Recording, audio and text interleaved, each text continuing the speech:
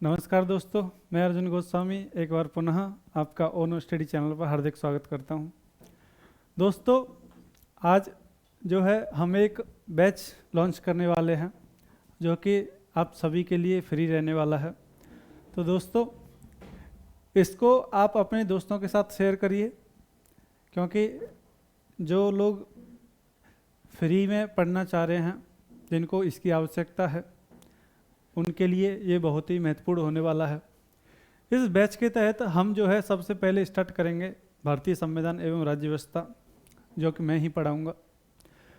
दरअसल ये बैच जो है, इस बैच का नाम है सफलता बैच, जो कि अपने नाम से ही चर्चित है।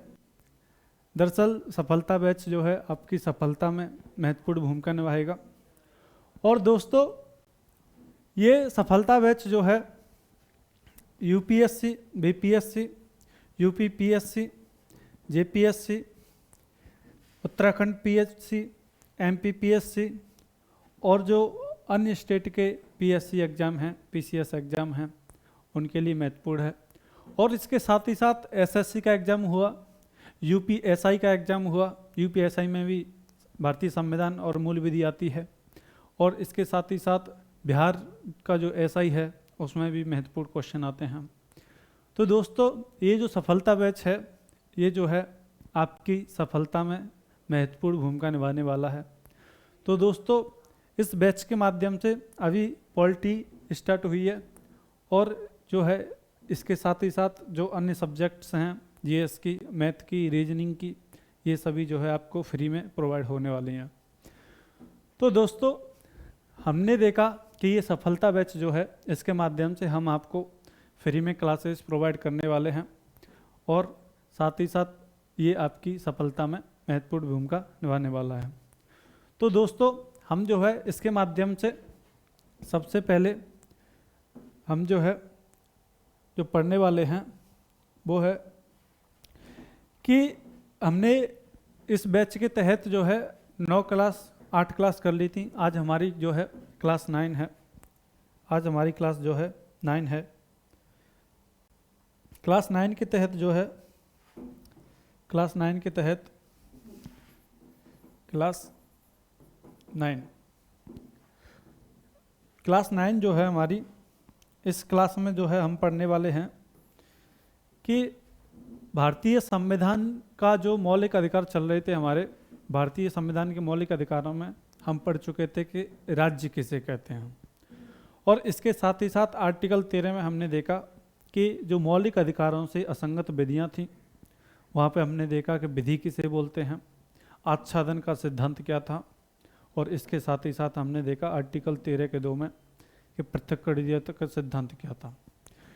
और इसके साथ ही साथ हमने देखा कि आर्टिकल 13 के 2 के तहत क्या है, न्यायालय को न्यायिक पुनर्विलोकन की शक्ति मिलती है। और दोस्तों, आर्टिकल 13 के 3 में विधि की परिभाषा देखी। और अब जो है पिछले आर्टिकल में हमने जो है आर्टिकल 14 देखा था, जहाँ पे समता का अधिकार देखा था, जहाँ पे विधि के समक्ष समता और विधियों का समान संरक्षण, जो कि नागरिकों के साथ साथ व्यक्तियों को और वैधानिक निकायों को भी उपलब्ध था। आज हम जो है अपना लेक्चर जो स्टार्ट करने वाले हैं, वो हमारा स्टार्ट होने वाला है आर्टिकल 15 से, अनुच्छेद 15 से। अनुच्छेद 15 जो है दोस्तों, वो कहता है, अनुच्छेद 15 जो है वो कहता है, अनुच्छेद 15 जो है वो कहता है कि कुछ आधारों पर नागरिकों के साथ समता, कुछ आधारों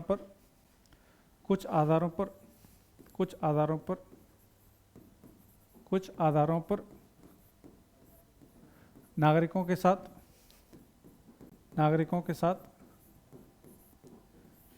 के साथ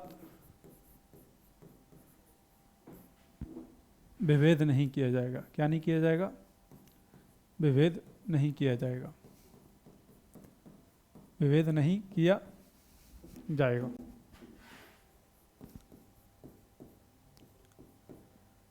तो आर्टिकल 15 कहता है कि कुछ आधारों पर क्या नहीं किया जाएगा, नागरिकों के साथ विभेद नहीं किया जाएगा। कुछ आधारों पर विभेद नहीं किया जाएगा। अब वो कौन कौन से आधार हैं, ये आर्टिकल 15 के 1 में दिए गए हैं। कौन कौन से आधार हैं?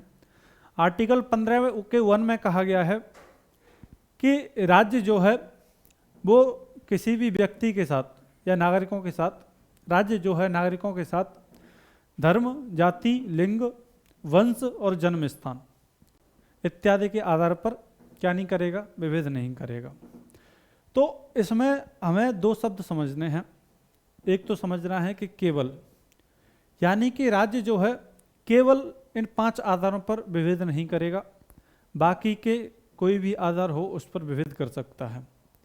जैसे कि मैं कहूँ कि राज्य जो है जाति के आधार पर विभेद नहीं कर सकता, यानी कि जैसे कि जॉब के लिए 2 लोग गए इंटरव्यू के लिए और दोनों के समान नंबर, तो राज्य जो है इस आधार पर भेद नहीं कर सकता कि लड़के को प्रायोरिटी दी जाएगी कि लड़की को, यानी कि यहाँ पे लिंग का मैटर आ गया। याद, राज्य इस आधार पर भेद नहीं कर सकता कि आप इस कास्ट से हो और वो उस कास्ट से, तो ये क्या हो गया, ये कास्ट का मैटर हो गया। तो जो 5 मैटर दिए गए थे, 5 टर्म दिए गए थे, उन आधार पर राज्य क्या नहीं कर सकता, विभेद नहीं कर सकता। इसके बाद दोस्तों जो आर्टिकल 15 का 2 है वो कहता है कि नागरिकों के साथ जो है, नागरिकों के साथ धर्म, जाति, लिंग, जन्म स्थान और वंश इत्यादि के आधार पर क्या नहीं किया जाएगा, विभेद नहीं किया जाएगा। किन मामलों में? सार्वजनिक होटल, रेस्तरां, कुआं, तालाब, नलकूप, सार्वजनिक मनोरंजन के स्थल इत्यादि जो स्थल हैं, इन पर क्या नहीं किया जाएगा, विभेद नहीं किया जाएगा। या उदाहरण के लिए मैं कहूँ, ये जो आर्टिकल 15 का 2 है उसमें राज्य के साथ साथ नागरिकों के खिलाफ भी उपलब्ध है। आर्टिकल 15 का 1 जो था वो केवल राज्य के खिलाफ उपलब्ध था, लेकिन आर्टिकल 15 का 2 क्या है, वो राज्य के साथ साथ नागरिकों के खिलाफ भी या व्यक्तियों के खिलाफ भी क्या है, उपलब्ध है। आर्टिकल 15 का 2 यदि मैं उदाहरण दूं, जैसे कि कोई कपल जाता है सिनेमा देखने के लिए, तो उस सिनेमा में ऐसा नहीं है कि केवल एक को एंट्री दे दी जाए, और उसका आधार ये था कि मान लीजिए कि हम जो है लेडीज को एंट्री नहीं देंगे। क्या नहीं देंगे? लेडीज को एंट्री नहीं देंगे। तो यहाँ पे क्या हो गया, लिंग के आधार पर विभेद हो गया। तो वो जो लड़की है वो क्या कर सकती है, आर्टिकल 32 के तहत क्या कर सकती है, सुप्रीम कोर्ट जाकर अपने अधिकारों को सुनिश्चित कर सकती है। तो यहाँ पे हमने देखा लिंग के आधार पर विभेद। यदि हम बात करें कि कोई सार्वजनिक कुआं है, उस पर जो है लोग पानी भरने के लिए आते हैं, लेकिन कुछ जाति विशेष के लोगों को उस कुएं से पानी नहीं भरने दिया जाता है, मनाही कर दी जाती है, तो क्या होगा? तो वो जाति विशेष के लोग जो है सुप्रीम कोर्ट जाकर, हाई कोर्ट जाकर अपने अधिकारों को सुनिश्चित कर सकते हैं। हाँ, यहाँ पे ये बात गौरतलब है कि वो जो कुआं है वो प्राइवेट नहीं होना चाहिए, प्राइवेट नहीं होना चाहिए। यदि कोई प्राइवेट है, यदि कोई संस्था प्राइवेट है, सार्वजनिक लोगों के लिए नहीं है, तो क्या सुप्रीम कोर्ट जा सकते हैं? तो हम सुप्रीम कोर्ट नहीं जा सकते। यदि किसी व्यक्ति ने अपने लिए निजी मनोरंजन के लिए छोटा सा होम थिएटर खोल रखा है, तो किसी की ज़बरदस्ती नहीं है कि उसमें चला जाए। तो आर्टिकल 15 क्या कहता है? आर्टिकल 15 का 1 राज्य के खिलाफ प्रोवाइड होता है कि राज्य विभेद नहीं करेगा, और आर्टिकल 15 का 2 कहता है राज्य और नागरिक दोनों विभेद नहीं करेंगे। और आर्टिकल 15 के 3 में अगर हम बात करें, तो आर्टिकल 15 का 3 कहता है कि इन समताओं के बावजूद, इन समानताओं के बावजूद जो सभी को समानताएं मिल रही हैं, राज्य जो है वो महिलाओं के लिए, बच्चों के लिए क्या कर सकता है, विशेष प्रोविजंस कर सकता है। क्या कर सकता है? विशेष प्रावधान कर सकता है। और क्या प्रावधान कर सकता है? उदाहरण के लिए अगर हम देखें तो राज्य ने क्या किया, मैटरनिटी लीव दी। मैटरनिटी लीव किस आर्टिकल के तहत दी गई? आर्टिकल 15 के 3 के तहत उन्हें विशेष प्रावधान दिए गए, उनके लिए विशेष अधिकार दिए गए। तो ये क्या है? आर्टिकल 15 का 3। बच्चों के लिए फ्री स्कूली शिक्षा, स्कूल की शिक्षा फ्री में प्रोवाइड की जा रही है, ये क्या है?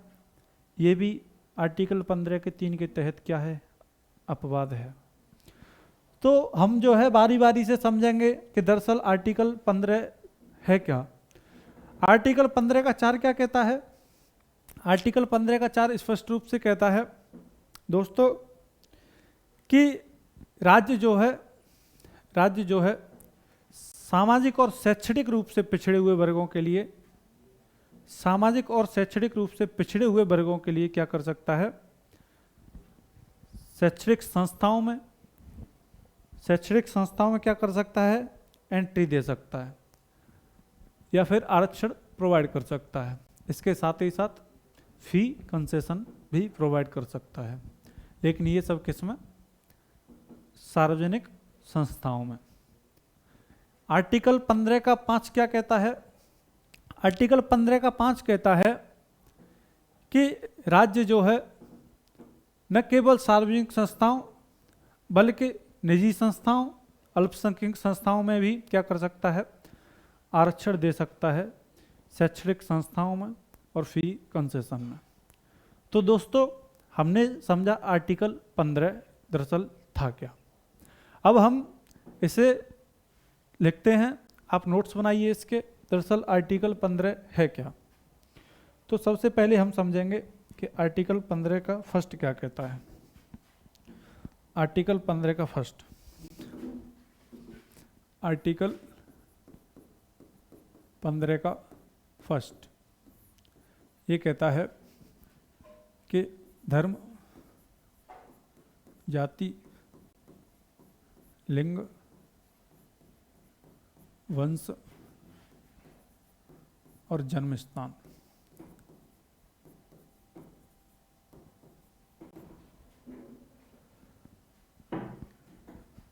के आधार पर विभेद का प्रतिषेध।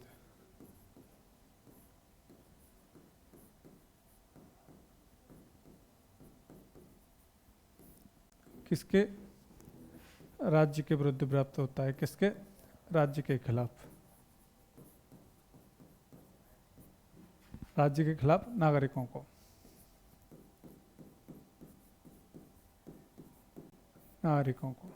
ठीक है। आर्टिकल 15 का 2 क्या था? आर्टिकल 15 का 2 था नागरिकों को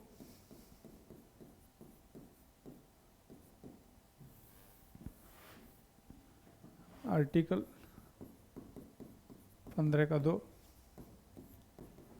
नागरिकों को केवल धर्म,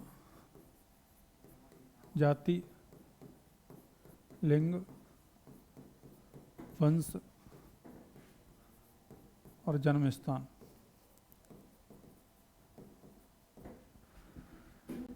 के आधार पर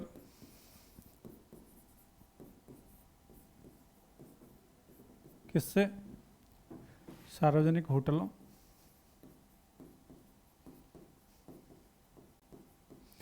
आपने कभी नहीं देखा होगा कि होटल पे लिखा हो, होटल में जाओ आप, कि ये जो होटल है वो किसी कास्ट विशेष के लिए है, किसी धर्म विशेष के लिए है या किसी लिंग विशेष के लिए है। नहीं, वो सभी के लिए क्या है? समान है। कोई भी आए कोई भी जाए। तो सार्वजनिक होटलों, मनोरंजन स्थानों, सार्वजनिक स्थलों, सार्वजनिक मनोरंजन स्थलों, सार्वजनिक मनोरंजन स्थलों और कुआं, नलकूप इत्यादि पर क्या नहीं किया जाएगा के आधार पर विभेद नहीं किया जाएगा, विभेद नहीं किया जाएगा। आर्टिकल 15 का 1 हमने समझाया आपको, आर्टिकल 15 का 2 समझाया। अब इनके अपवाद समझ लिए। इनके अपवाद जो हैं, पहला है जो कि आर्टिकल 15 के 3 में दे रखा है। आर्टिकल 15 का 3 क्या कहता है? आर्टिकल 15 का 3 कहता है महिलाओं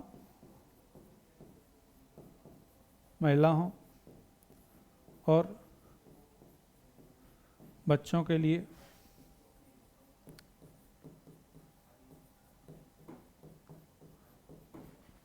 विशेष उपबंध, महिलाओं और बच्चों के लिए विशेष उपबंध। मैंने बताया महिलाओं के लिए मैटरनिटी लीव, विधानमंडल में सीटों का आरक्षण, ये सब क्या है?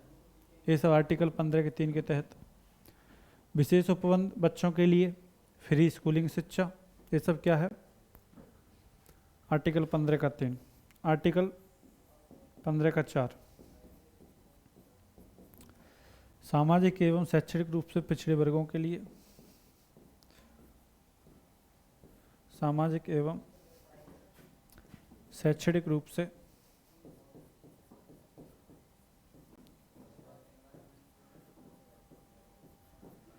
पिछड़े वर्गों के लिए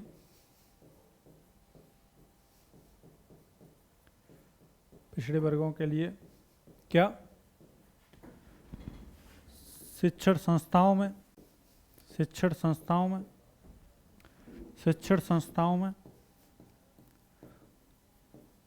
और फी कंसेशन की सुविधा।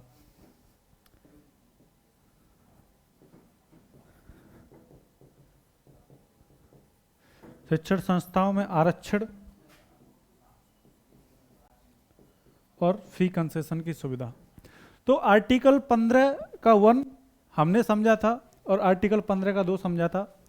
आर्टिकल 15 का 3 कहता है कि महिलाओं और बच्चों के लिए क्या? फी कंसेशन की सुविधा। और आर्टिकल 15 का 4 क्या है? सामाजिक और शैक्षणिक रूप से। यहाँ पे 2 टर्म जो हैं कि संविधान में कितने तरह की बात की गई है? 2 तरह की, एक सामाजिक और एक शैक्षणिक। इसके बाद जो हम देखने वाले हैं वो है आर्टिकल 15 का 4 का क। क्या है? आर्टिकल 15 का 4 का क। इसमें कहा गया है कि आर्टिकल 15 का 4 का क ये क्या है? दरअसल जब आरक्षण दिया गया था 27% शैक्षणिक संस्थाओं में प्रवेश से संबंधित, तो न्यायालय का निर्णय आया था कि आप जो है नियुक्तियों में, तो जब आर्टिकल 16 हम पढ़ेंगे तब देखेंगे इस बारे में कि आप नियुक्तियों में तो आरक्षण दे सकते हैं, परंतु परिणामी ज्येष्ठता, ये सब हम पढ़ने वाले हैं। तो आर्टिकल 15 के 4 ये हमने पढ़ा कि आर्टिकल 15 का 4 क्या है। उसके बाद जो है हम पढ़ेंगे कि दरअसल आर्टिकल 15 का 4 जो है, आर्टिकल 15 का 4 जो है वो राज्य को शक्ति देता है आरक्षण की। किसकी शक्ति देता है? आरक्षण की। किसी की शक्ति देता है? आरक्षण की। लेकिन ये जो शक्ति है आरक्षण की वो केवल निजी संस्थाओं पे है। किस पे है? निजी संस्थाओं पे। निजी संस्थाओं पे। लेकिन जब आर्टिकल 15 का 5 जो है, आर्टिकल 15 का 5 जो है, आर्टिकल 15 का 5 जो है वो राज्य को शक्ति देता है आरक्षण लागू करने की, आरक्षण लागू करने की, आरक्षण लागू करने की किस पे? निजी संस्थान, सार्वजनिक संस्थान और अल्पसंख्यक संस्थान, और अल्पसंख्यक संस्थान। तो आर्टिकल 15 हमने पढ़ा कि दरअसल आर्टिकल 15 है क्या। इसके बाद जो है हम समझेंगे कि दरअसल आर्टिकल जो 15 का 4 है और आर्टिकल 15 का 5 है। आर्टिकल 15 का जो 5 है वो 93वें संविधान संशोधन अधिनियम द्वारा जोड़ा गया था, 93वें संविधान संशोधन अधिनियम द्वारा जोड़ा गया था। अब इसके बाद जो है हम पढ़ेंगे कि दरअसल आर्टिकल 16 क्या है। आर्टिकल 16 क्या है? आर्टिकल 16, आर्टिकल 16 कहता है लोक नियोजन में, लोक नियोजन में, लोक नियोजन में अवसर की समता, लोक नियोजन में अवसर की समता। इसका क्या मतलब है? लोक नियोजन में अवसर की समता यानी कि जो गवर्नमेंट जॉब्स हैं, गवर्नमेंट एम्प्लॉयमेंट है, उसमें सभी नागरिकों के साथ क्या है? समान अवसर। किसकी बात करता है? समान अवसर की बात करता है। तो आर्टिकल 16 समान अवसरों की बात करता है। इसके बाद यदि हम बात करें कि आर्टिकल 16 का 1 क्या कहता है? आर्टिकल 16 का 1 कहता है, आर्टिकल 16 का 1 कहता है कि राज्य के अधीन किसी पद पर नियोजन या नियुक्ति से संबंधित विषयों में, राज्य के अधीन, राज्य के अधीन किसी पद पर, किसी पद पर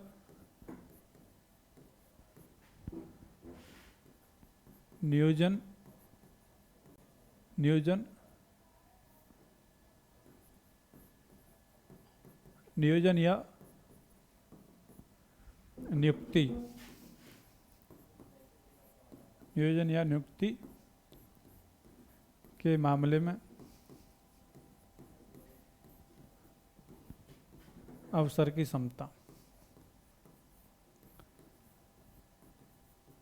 अवसर की समता यानी कि राज्य के अधीन जो भी पद निकलेंगे उन सब में क्या?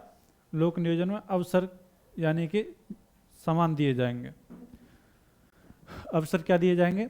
समान दिए जाएंगे। यदि इसके बाद हम बात करें कि नेक्स्ट क्या है, तो नेक्स्ट जो है वो है कि किसी भी नागरिक के साथ, किसी भी नागरिक के साथ केवल आर्टिकल 16 का जो 2 है, आर्टिकल 16 का जो 2 है वो क्या कहता है? किसी भी व्यक्ति के साथ, किसी भी व्यक्ति के साथ क्या किया जा सकता है? किसी भी व्यक्ति के साथ केवल धर्म, जाति, लिंग, मूलवंश, जाति, केवल धर्म, जाति, लिंग, मूलवंश, जन्म स्थान और निवास के स्थान पर, निवास के आधार पर क्या नहीं किया जाएगा? विभेद नहीं किया जाएगा। क्या नहीं किया जाएगा? विभेद नहीं किया जाएगा।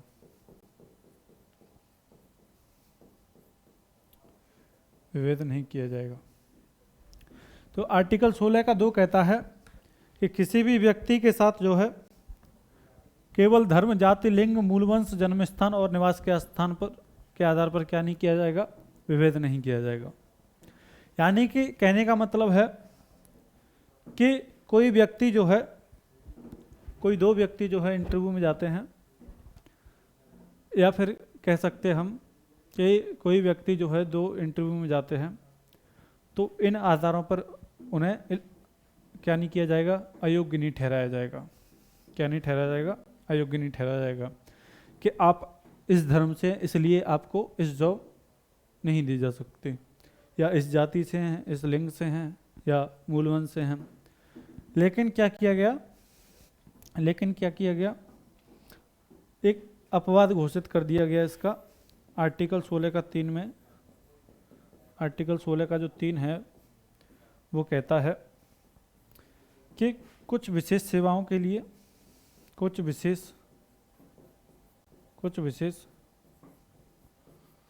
सेवाओं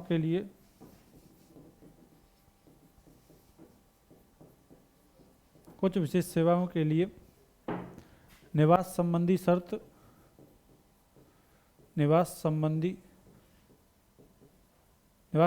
शर्त रखी जा सकती है। निवास संबंधी शर्त रखी जा सकती है। अब इसका एक अपवाद हो गया कि निवास संबंधी शर्त रखी जा सकती है। उदाहरण के लिए हम देखेंगे कि जब आंगनवाड़ी की, जैसे कि आंगनवाड़ी की जॉब्स आती हैं, तो उसमें कहा जाता है कि इस पंचायत विशेष का होना चाहिए।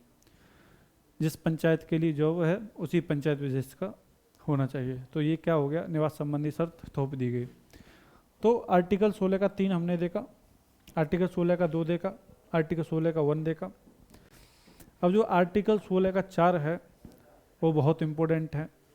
आर्टिकल 16 का 5, आर्टिकल 16 का 6, ये बहुत इम्पोर्टेंट है, क्योंकि ये जो आर्टिकल हैं, ये आर्टिकल संबंधित हैं आरक्षण व्यवस्था से संबंधित। किससे संबंधित? आरक्षण व्यवस्था से संबंधित। तो आर्टिकल 16 का जो 4 है, आर्टिकल 16 का जो 4 है, आर्टिकल 16 का 4 ये क्या कहता है? शैक्षणिक और सामाजिक, राज्य जो है, राज्य कुछ पदों को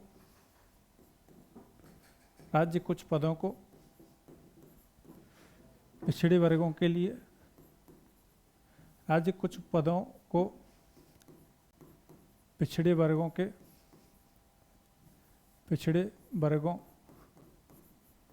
के पक्ष में कर सकता है,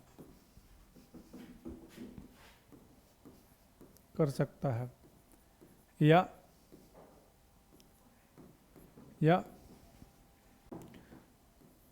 राज्य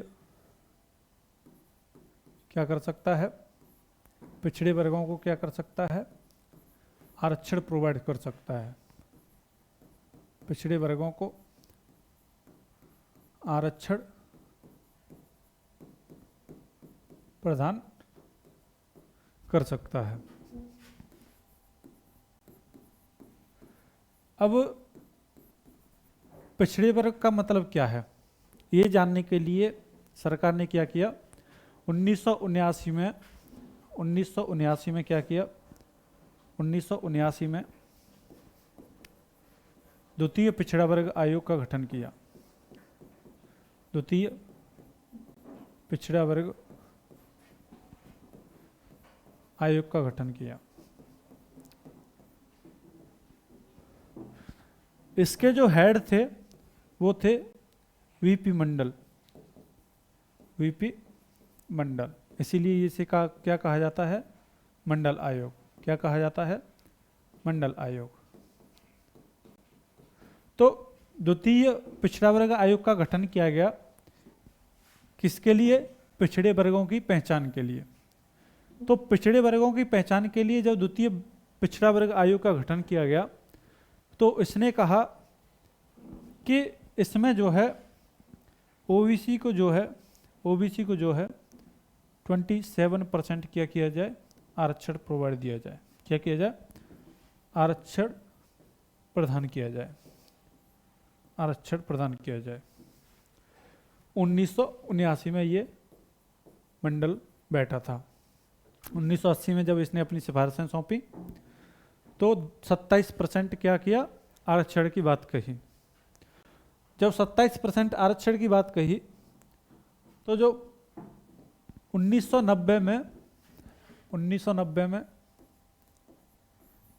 बीपी सिंह की सरकार बनी, बीपी सिंह की सरकार बनी,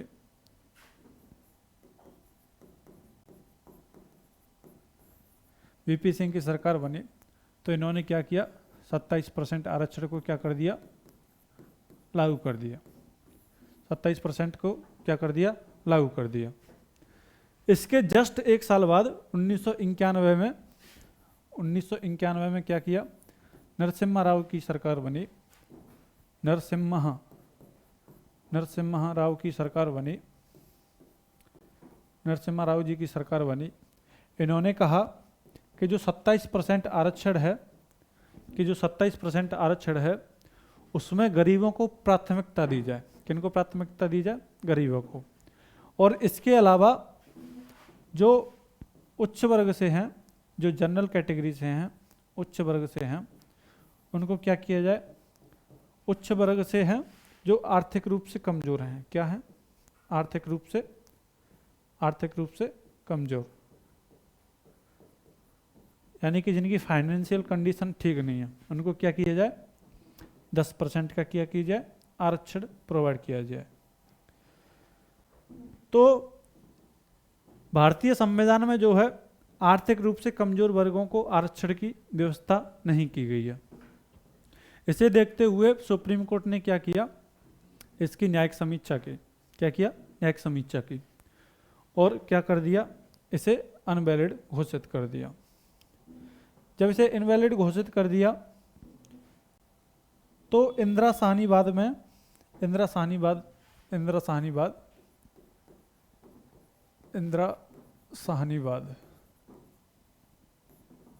इसमें क्या कहा कि ये जो 10% आरक्षण की बात कही गई है, ये क्या है? ये अनवैलिड है या अवैध है। क्या है? अवैध है। इसके बाद जो सरकार जो है नियुक्तियों में तो आरक्षण दे रही है SC ST को, वो तो ठीक है। SC ST को नियुक्तियों में आरक्षण दे रही है, वो तो ठीक है। लेकिन पदोन्नति में आरक्षण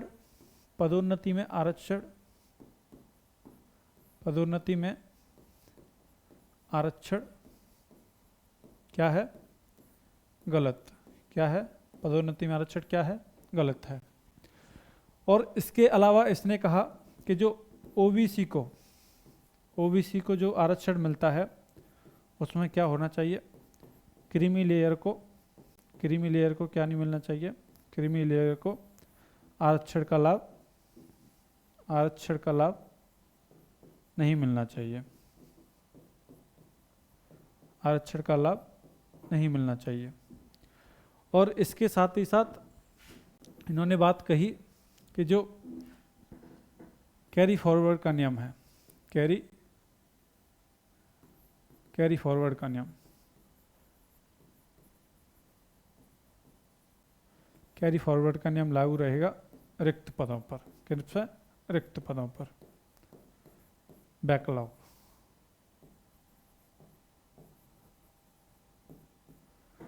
ठीक है। तो इंदिरा साहनीवाद में ये सब बातें कही गई।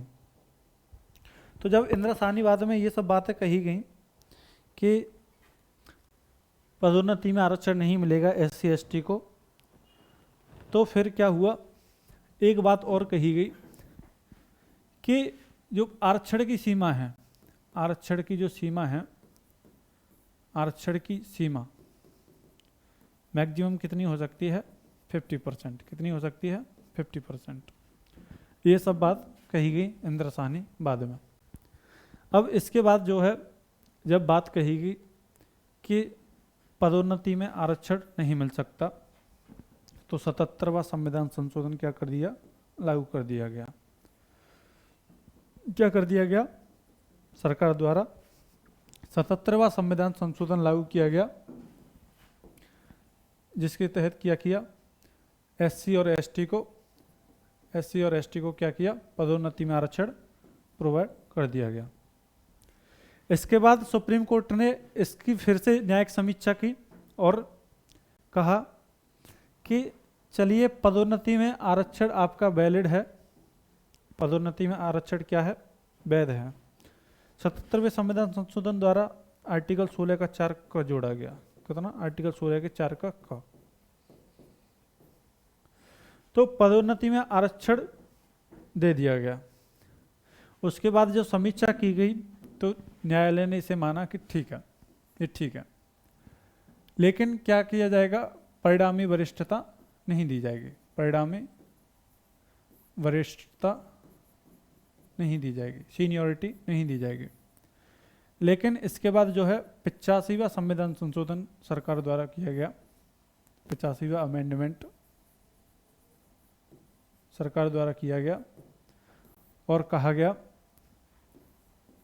कि परिणामी ज्येष्ठता भी किसको मिलेगी, एससी एसटी। परिणामी ज्येष्ठता को भी क्या कर दिया गया, लागू कर दिया गया। परिणामी ज्येष्ठता को भी क्या कर दिया गया, लागू कर दिया गया, लागू कर दिया गया। अब जो है आर्टिकल हमने 16 का 4, 16 का 5 देखा हमने, परिणामी ज्येष्ठता। इसके बाद जो है, जो नेक्स्ट है वो है कि जो अभी हाल ही में लागू हुआ, आर्थिक आधार पर आरक्षण, आर्थिक आधार पर आरक्षण। इससे पहले हम एक चीज देखते हैं कि जो क्रीमी लेयर शब्द है इससे क्या मतलब है, कि क्रीमी लेयर से क्या मतलब है। क्रीमी लेयर का क्या मतलब है? दरअसल क्रीमी लेयर को हम मलाईदार परत भी बोलते हैं। क्रीमी लेयर, मलाईदार परत, मलाईदार परत।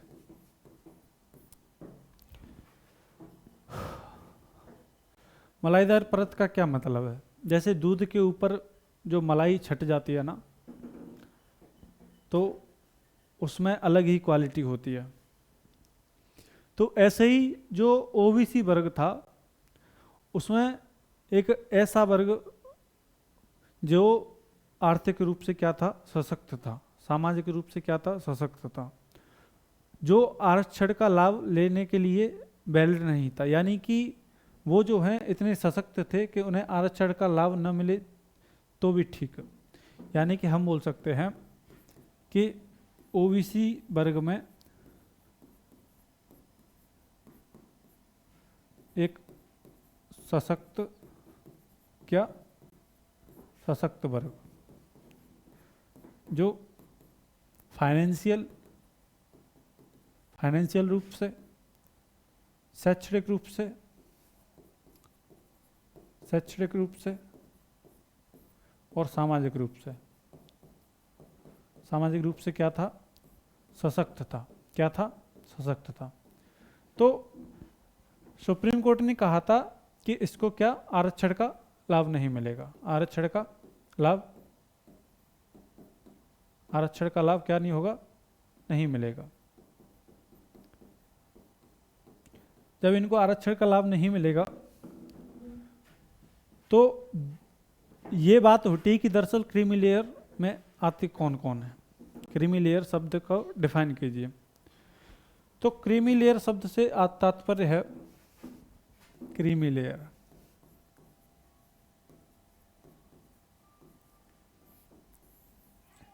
वैसे एक चीज है कि सभी के जीवन में ये तो है कि आज हंसी, कभी निराशा, कभी खुशी, कभी गम, लेकिन यहाँ पे एक चीज है कि एक सेल्फ मोटिवेशन होता है, सेल्फ मोटिवेशन।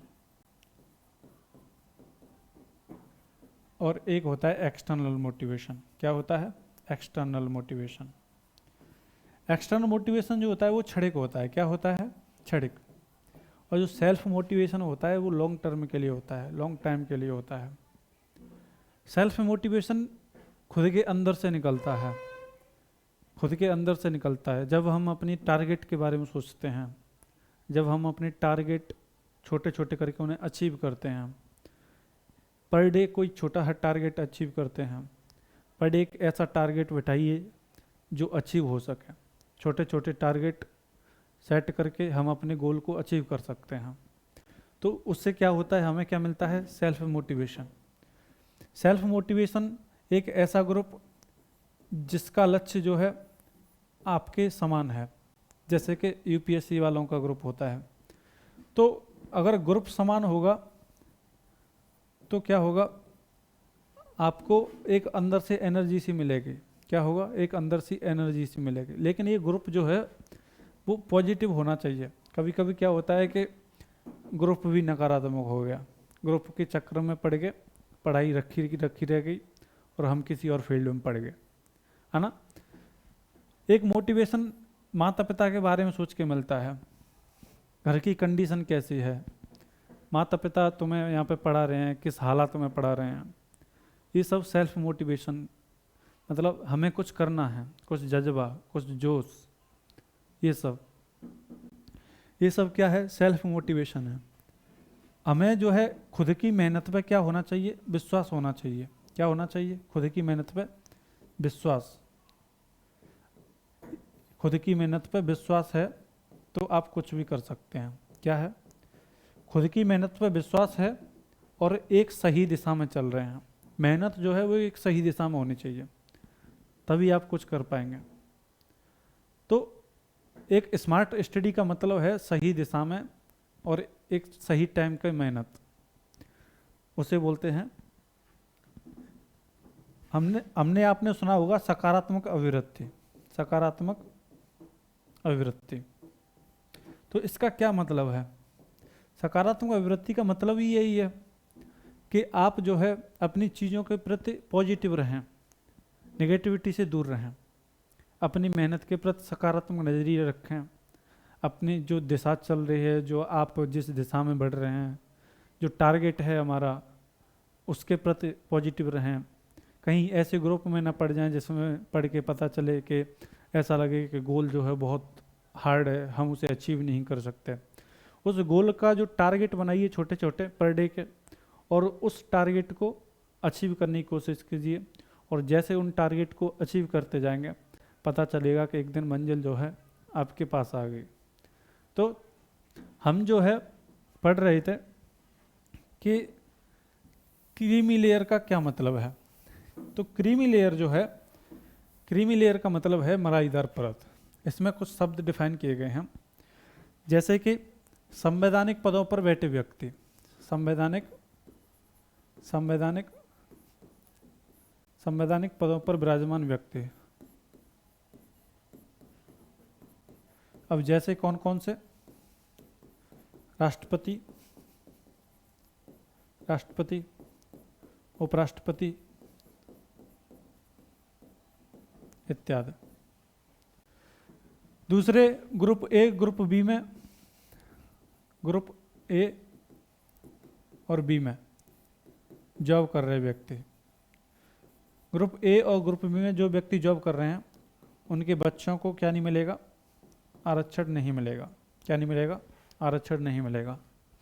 तीसरा, जिनकी सालाना इनकम जो है, जिनकी इनकम जो है कितनी है? 8 लाख कितनी है पर एनुअल? 8 लाख पर एनुअल है। और इसके बाद जो वाणिज्य व्यापार में लगे हुए हैं, अधिवक्ता हैं। क्या हैं? अधिवक्ता यानी कि वकील हैं, डॉक्टर हैं, और अधिवक्ता हैं, डॉक्टर हैं, इंजीनियर हैं, इन सबको क्या नहीं मिलेगा? लाभ नहीं मिलेगा। इसके अलावा जो जिनका क्या है, शहर में क्या है, भवन है, क्या है, भवन है। ये कुछ एग्जाम्पल के तौर पे बताया गया है कि क्रीमी लेयर का क्या मतलब है। और क्रीमी लेयर केवल ओबीसी में है, न कि एससी और एसटी में। तो क्रीमी लेयर से तात्पर्य ये है। इसके बाद जो हम पढ़ रहे थे वो था कि दरअसल जो अभी हाल ही में संविधान संशोधन 103 हुआ था, आर्थिक आधार पर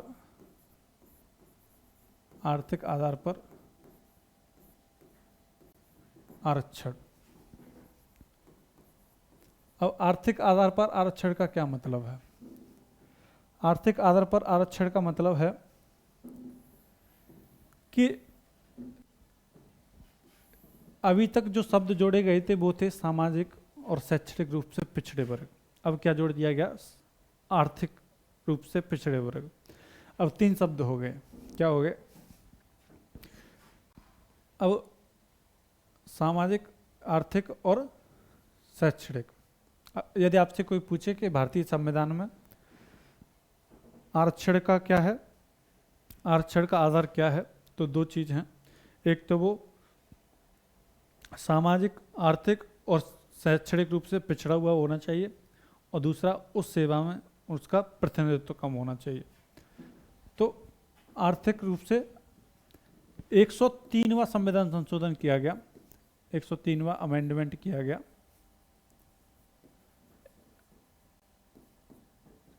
2019 में मोदी सरकार द्वारा। इसके तहत क्या किया गया? आर्टिकल 15 का 6 और 16 का 6 जोड़ा गया। आर्टिकल 15 का 6 और आर्टिकल 16 का 6 जोड़ा गया। अब इसके तहत क्या किया गया? आर्टिकल 15 के 6 में कहा गया कि आर्थिक रूप से पिछड़े उच्च वर्ग के वे लोग जिनको आर्थिक रूप से पिछड़े हुए हैं, उन्हें शैक्षणिक संस्थाओं में प्रवेश संबंधी छूट दी जाएगी। कितने परसेंट? 10%। कितने परसेंट? 10% की छूट, 10% का आरक्षण। इसके अलावा आर्टिकल 16 का जो 6 है वो कहता है कि सामाजिक, शैक्षणिक और आर्थिक रूप से पिछड़े हुए वे लोग जो जिनका प्रतिनिधित्व उस सेवा में नहीं है, प्रतिनिधित्व उस सेवा में नहीं है, उनको क्या है? रोजगार और सेवा में क्या मिलेगा? आरक्षण मिलेगा। कितने परसेंट मिलेगा? 10%। ये किसने किया था? मोदी सरकार ने अभी हाल ही में किया है 2019 में। तो दोस्तों, हमने आर्टिकल 15 और आर्टिकल 16 जो है वो डिटेल्ड में देखा कि दरअसल आरक्षण पद्धति है क्या। तो हम जो है अब अपने क्वेश्चंस पे आते हैं, जो हम क्वेश्चन आज कराने वाले हैं। तो सबसे पहले क्वेश्चन जो है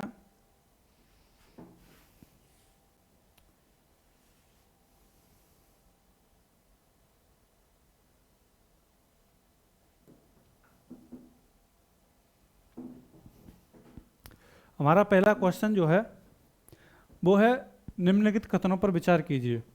पहला क्वेश्चन है कि संविधान राज्यों को अपनी विधानसभा में एक प्रस्ताव पारित करके अपने नाम बदलने का अधिकार देता है। संविधान जो है वो राज्यों को अपनी विधानसभा में एक प्रस्ताव पारित करके अपने नाम बदलने का अधिकार देता है। तो ये हो गया गलत।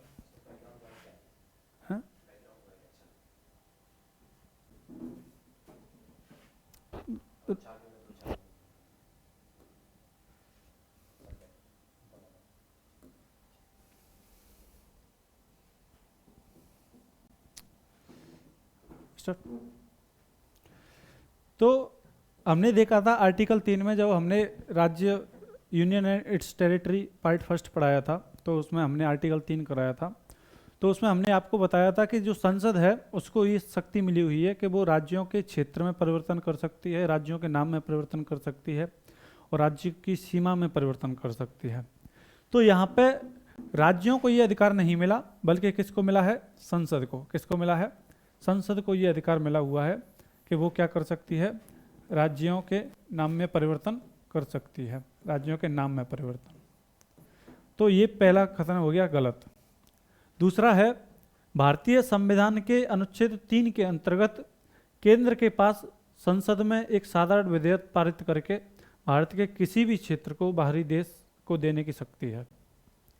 तो जब हम आर्टिकल 3 पढ़ रहे थे तो मैंने आपको बताया था कि एक बेरूवाड़ी केस करके आया था पश्चिम बंगाल से संबंधित, और पाकिस्तान को देने की बात चल रही थी। तो उस समय सुप्रीम कोर्ट से पूछा गया था राष्ट्रपति द्वारा आर्टिकल 143 के तहत कि क्या बेरूवाड़ी के जो क्षेत्र है उसे हम आर्टिकल 3 के तहत दे सकते हैं या नहीं। तो संविधान ने कहा था, सुप्रीम कोर्ट ने कहा था कि नहीं दे सकते। उसके लिए आपको क्या करना पड़ेगा?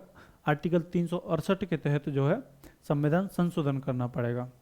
तो ये क्वेश्चन जो है कि भारतीय संविधान के अनुच्छेद 3 के अंतर्गत केंद्र के पास संसद में एक साधारण विधेयक, तो साधारण विधेयक तो नहीं, क्या करना पड़ेगा? एक विशेष, यानी कि आर्टिकल 368 के तहत क्या करना पड़ेगा? संशोधन करना पड़ेगा। क्या करना पड़ेगा? संशोधन करना पड़ेगा, संशोधन करना पड़ेगा। तो इसका आंसर हो जाएगा न तो 1 न तो 2, तो इसके कथन दोनों गलत हो गए। इसके बाद जो नेक्स्ट क्वेश्चन है हमारा वो है, जो नेक्स्ट क्वेश्चन है हमारा,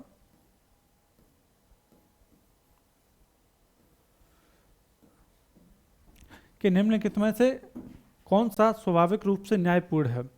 मतलब इसमें पूछा गया है कि न्यायोचित कौन सा है। मतलब यदि आपका उन अधिकारों का या उनका उल्लंघन होता है तो वो न्यायोचित हैं। तो पहला है मौलिक कर्तव्य, फंडामेंटल ड्यूटीज, इसे हम पढ़ने वाले हैं, फंडामेंटल ड्यूटीज। और दूसरा है राज्य के नीति निर्धारक तत्व, डीपीएसपी। और तीसरा है मौलिक अधिकार, फंडामेंटल राइट्स। और चौथा है इनमें से कोई नहीं। तो हमने देखा कि मौलिक अधिकार जो हैं वो न्याय योग्य हैं, न्यायोचित हैं। जब भी आपके मौलिक अधिकारों का उल्लंघन होता है तो आप जो है सुप्रीम कोर्ट जाकर इनके अपने अधिकारों की सुनिश्चित कर सकते हैं, उनकी गारंटी प्रदान कर सकते हैं। तो नेक्स्ट क्वेश्चन जो है वो है कि 42वें संविधान संशोधन अधिनियम द्वारा भारतीय संविधान की प्रस्तावना में कौन से शब्द जोड़े गए। तो जब हम भारतीय संविधान की प्रस्तावना पढ़ रहे थे तो हमने आपको बताया था कि भारतीय संविधान की प्रस्तावना में एकमात्र संशोधन हुआ है, वो है 42वां संविधान संशोधन 1976, और उसके तहत 3 शब्द जोड़े गए थे। एक तो है पंथनिरपेक्ष, एक है समाजवादी और एक है अखंडता। तो इसमें देखते हैं कौन कौन से हैं। तो समाजवादी शब्द है, पंथनिरपेक्ष शब्द है और अखंडता शब्द है। 3 शब्द जोड़े गए थे, यही वो 3 शब्द हैं। तो 1, 2 और 3, 1, 2 और 3 किस में मिल रहा है? सी में। तो इसका आंसर क्या हो गया? सी। जो नेक्स्ट क्वेश्चन है वो है, निम्नलिखित को संविधान की प्रस्तावना में अंतर्लिखित क्रमानुसार सजाइए। सजाना है उनकी क्रम के अनुसार। पहला है समता, दूसरा है स्वतंत्रता, तीसरा है बंधुत्व और चौथा है न्याय। तो सबसे पहले हम देखेंगे कि सबसे पहले आएगा सामाजिक, आर्थिक और राजनीतिक न्याय। सबसे पहले क्या आएगा? सामाजिक, आर्थिक और राजनीतिक न्याय। उसके बाद क्या आता है? उसके बाद आता है स्वतंत्रता। 5 प्रकार की दी गई हैं। कितने प्रकार की दी गई हैं? 5 प्रकार की दी गई हैं। कौन कौन सी स्वतंत्रताएं हैं? विचार, अभिव्यक्ति, विश्वास, धर्म और उपासना की स्वतंत्रता। तो 4 के बाद 2, 4 के बाद 2 किसमें है? इसमें है। आंसर यहीं से मिल गया। उसके बाद एक समता 2 प्रकार की है, और बंधुत्व कितने प्रकार का है? 2 प्रकार का। तो हमने देखा कि दरअसल संविधान की प्रस्तावना में जो क्रम अनुसार सजाया गया था वो ये था कि सबसे पहले न्याय कितने प्रकार के? 3 प्रकार के, स्वतंत्रता 5 प्रकार की, समता 2 प्रकार की, प्रतिष्ठा और अवसर की समता, और बंधुत्व, एकता और अखंडता। इसके बाद जो नेक्स्ट क्वेश्चन है वो है, भारतीय संविधान के अनुच्छेद 12 से अनुच्छेद 35 मुख्यतः मौलिक अधिकारों से संबंधित हैं, जो कि भारतीय संविधान के किस भाग में दिए हुए हैं? तो ये तो बहुत इजी क्वेश्चन हो गया। भाग 3, भाग 3 में क्या दिया गया है, अनुच्छेद 12 से लेकर अनुच्छेद 35 तक क्या है, मौलिक अधिकार दिए गए हैं। क्या है, मौलिक अधिकार दिए गए हैं। इसके बाद जो नेक्स्ट क्वेश्चन है वो है कि भारतीय संविधान की उद्देशिका के संदर्भ में निम्नलिखित खतरों पर विचार कीजिए। प्रीएम्बल के बारे में क्वेश्चन है। तो इसका जो फर्स्ट स्टेटमेंट है वो क्या है, उद्देशिका को संविधान का भाग नहीं माना जाता है। यदि आपने क्लास की होगी तो उसमें देखा होगा, मैंने आपको कराया था जब केशवानंद भारती केस आया था 1973 में, तो उसमें कहा गया था कि उद्देशिका जो है संविधान का भाग है। तो पहला स्टेटमेंट क्या हो गया, गलत। दूसरा स्टेटमेंट है उद्देशिका विधायिका की शक्तियों को नियंत्रित करने का कार्य करती है। तो मैंने इसके साथ ही साथ ये भी बताया था, उद्देशिका न तो संसद को शक्ति प्रदान करती है और न ही सीमित करती है। तो इसका ये भी स्टेटमेंट क्या हो गया, गलत। तीसरा है उद्देशिका उद्देश्य प्रस्ताव पर आधारित है, जिसे पंडित नेहरू द्वारा प्रस्तुत किया गया था। तो मैंने आपको बताया था कि 13 दिसंबर 1946 को जो है जवाहरलाल नेहरू ने उद्देश्य प्रस्ताव पारित किया था और 22 जनवरी 1947 को इसे स्वीकार कर लिया गया और यही जो है प्रस्तावना के रूप में उभर कर सामने आया। तो इसका क्या स्टेटमेंट 3 सही है। तो ओनली जो है क्या पूछा गया है, कौन सा सही नहीं है। सही नहीं है मतलब कि गलत पूछ रहा है। क्या पूछ रहा है, गलत। तो इसमें हमारे गलत कौन कौन से हैं, 1 और 2। तो इसका आंसर हो जाएगा बी। क्या आंसर हो जाएगा, बी। इसमें पूछा गया है कि सही नहीं है, यानी कि गलत पूछा गया है। तो इसका आंसर क्या हो जाएगा, 1 और 2। जब इसका नेक्स्ट क्वेश्चन है भारतीय संविधान के विषय में निम्नलिखित में कौन सा कथन सही है, कौन सा कथन सही है।